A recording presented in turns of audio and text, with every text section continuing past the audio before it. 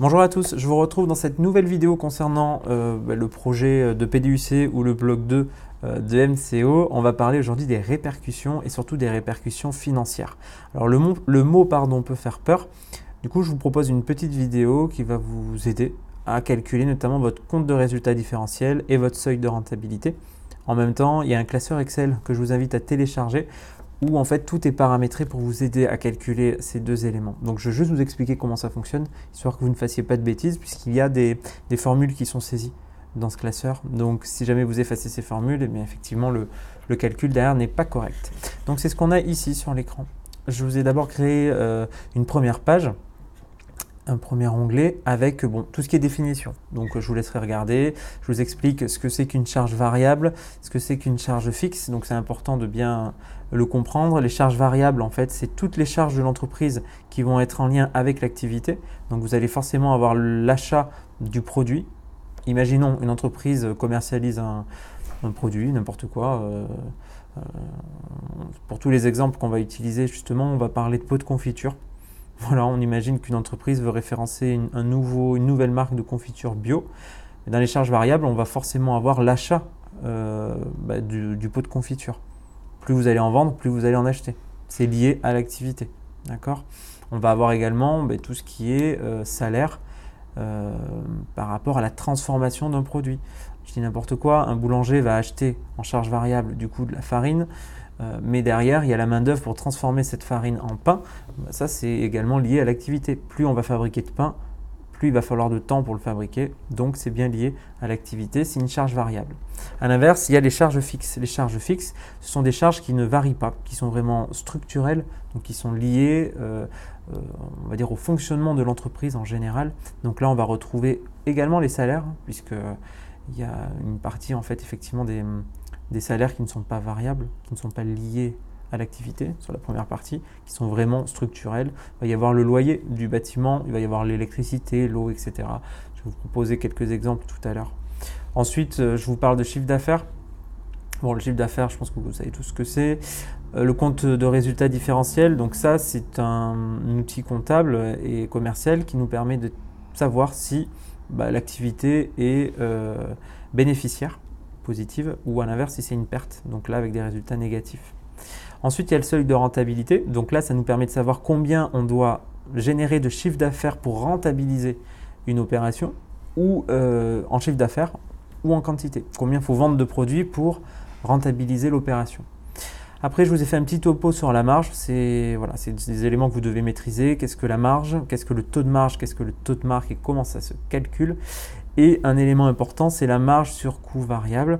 Donc là, c'est presque le même principe que la marge, sauf qu'en fait, on va regarder toutes les charges variables. Ce n'est pas uniquement la marge, rappelez-vous, c'est la différence entre le prix d'achat du produit et le prix de vente du produit. Entre, c'est la marge. La marge sur coût variable, c'est qu'on ne regarde pas que le coût d'achat du produit, on regarde également tous les frais qu'il faut rajouter, des frais variables. C'est les charges variables qu'on a au tout début ici, juste ici. Alors des fois comme ça je vais disparaître quand je vais cliquer sur le tableau, vous inquiétez pas, je serai de retour en cliquant ici. Donc après vous avez des onglets, ces onglets il va falloir que vous les utilisiez. Vous avez le premier onglet, c'est liste des charges variables. Voilà comment ça fonctionne. À gauche, c'est vous ce que vous allez devoir utiliser pour votre projet. À droite, c'est un exemple. Donc, vous devez saisir le nom de votre charge, le montant unitaire hors taxe, les quantités, si jamais il y a des quantités. Si jamais il n'y en a pas, pensez à mettre 1. Et il y a une formule ici qui calcule automatiquement le montant total de la charge. Alors, je vais déplacer ma photo. Juste ici.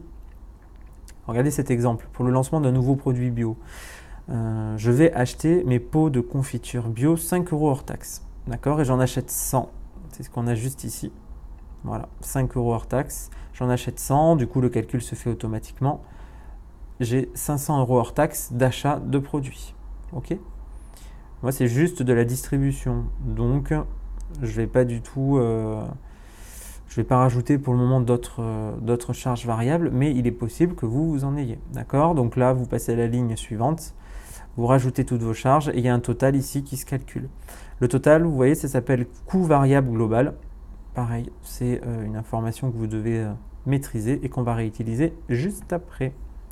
Donc ça, c'est pour les charges variables. On continue. Là, vous avez les charges fixes. Alors, les charges fixes, je vous rappelle, ce sont des charges qui sont liées à la structure plutôt de l'entreprise et non pas en lien avec l'activité.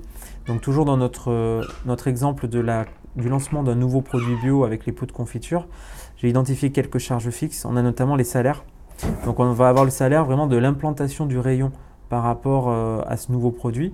Donc, on est parti sur 6 heures d'implantation, vraiment avec une nouvelle gondole qu'on va recevoir, qu'on va mettre dans le point de vente, la mise en rayon. Donc on est parti sur 6 heures par 2 salariés. Donc on tombe sur un montant unitaire hors taxe. En fait, ça c'est le coût horaire, donc c'est le SMIC, mais avec les charges patronales, on est à 12,51 €.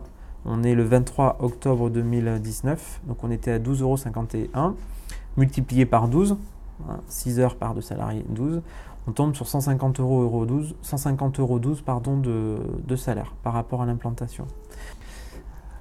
En charge fixe, j'ai également considéré qu'il y avait le réapprovisionnement du linéaire. On va partir sur 1 heure par jour, sur 360 jours pour un salarié. Du coup, on tombe sur 4 503,60 €. Ça, c'est si on arrive à vendre tous nos produits. Tous les jours, on va devoir effectivement refaire l'approvisionnement du rayon. Il y a une personne qui sera payée pour faire ça, c'est son coût. Okay. Ensuite, il y a l'électricité. Donc là, on va occuper 1% de la surface de vente. La facture est de 3 000 € par an. Du coup, on est sur 30%, 30 €. Le loyer, idem, 1%. On tombe sur 2 500 € de loyer par rapport à la taille, on va dire, du rayon et de cette gondole. L'achat de la gondole, la voilà, elle coûte 4 000 €, donc ça c'est une charge fixe. Et ensuite, il y a les frais de communication, on a créé une PLV pour 30 €. Donc vous voyez, j'ai saisi ici toutes mes charges fixes, ça m'a calculé le total qu'on appelle coût fixe global, j'en ai pour 11 213,72 €, ce sont mes charges fixes. J'espère que vous suivez et que du coup, vous comprenez bien tout ce que je suis en train de vous raconter. Vous avez la possibilité juste ici, de ce côté, de saisir vos charges fixes et le calcul en bas se fait automatiquement. Bien. Alors maintenant, on passe à la partie chiffre d'affaires et prix de vente. Je clique sur le nouvel onglet. On va aller directement sur l'exemple. Le voici. Le voilà. Donc mes pots de confiture, vous voyez, je les ai remis ici. J'ai juste ce produit que je vais vendre. J'ai précisé que je les avais achetés 5 €. D'accord. Donc je vais les vendre 10 €, je vais faire 5 € de marge. Là-dessus, vous voyez, c'est la différence entre le prix de vente et le prix d'achat. Je vais les vendre avec un taux de TVA de 20%. Donc ici, il faudra saisir de votre côté 20, si c'est le cas. Ça vous calcule le montant de votre TVA, ça peut vous servir. Et vous avez le prix de vente TTC unitaire, ce sera 12 €. Le prix de vente, 12 € d'un pot de confiture. Ici en bas, j'ai calculé le potentiel de chiffre d'affaires si je vends tout mon stock. Rappelez-vous, dans les charges variables, j'ai dit que j'achetais 100 pots de confiture. Si je les vends 10 € hors taxe, je vais donc pouvoir générer un chiffre d'affaires potentiel de 1 000 €. Donc c'est ce qu'on a juste ici. C'est à potentiel. Pour une vente de 100 quantités, je vais passer sur 1 000 €. Donc là, de ce côté, c'est à vous de saisir les infos. Vous ferez attention, je vous ai mis des petits commentaires pour ne pas effacer surtout les formules. Donc là, saisissez bien le nom du produit, votre prix d'achat hors taxe unitaire, votre prix de vente hors taxe unitaire, et ça va vous calculer la marge automatiquement.